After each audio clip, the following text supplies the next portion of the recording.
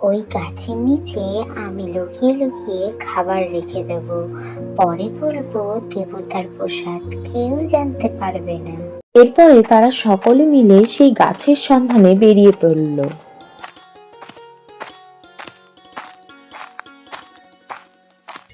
এই যে মহারাজ, এই হচ্ছে সেই গাছ, আর ওই গাছের যে কোটরটা দেখছেন ওর মধ্যেই আছে সোনা লুকানো।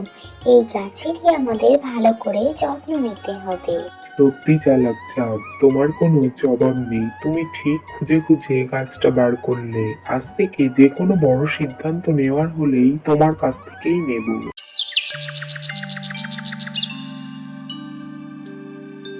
শোন খরগোশ, ওই গাছটা ওই চালাক চাঁদ এত তাড়াতাড়ি কি করে খুঁজে পেল বলতো? আমার না এর মধ্যে কিছু একটা সন্দেহজনক লাগছে। আমারও সন্দেহ হচ্ছে সেদিন রাতে দেখলাম শিয়ালকে ওই দিক যেতে। আজ তাহলে পাহারা দিয়ে দেখবি গোপন রহস্যটা কি?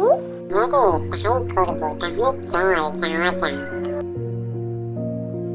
ওই দেখ, আমি তো আগেই জানতাম এই শিয়ালটার মধ্যে কিছু ঘাপলা আছে। চল ওকে গিয়ে ধরি। হ্যাঁ রে, চল চল, তাড়াতাড়ি চল।